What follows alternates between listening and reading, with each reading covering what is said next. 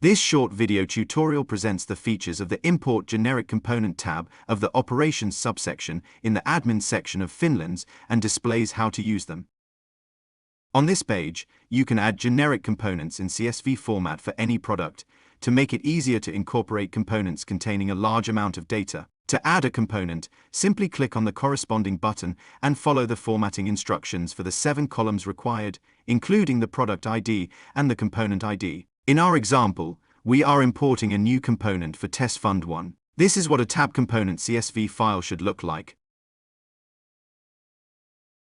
The update will then be saved on this page, after a last review of the generic component created or modified. Once the import has been completed, the component created can be found on the corresponding page. Here the Test Fund 1 product overview. You will then find your component on the page you want, and can include it wherever you like.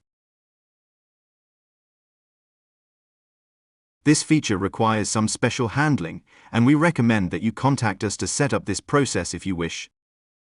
Thank you for watching our short explanatory video regarding the features of the Import Generic Component tab of the Operations subsection in the Admin section of Finlens. We trust that you found it helpful and informative. Please note that to access this subsection within the admin area, you must have admin or product manager rights. If you have any questions, please don't hesitate to contact us.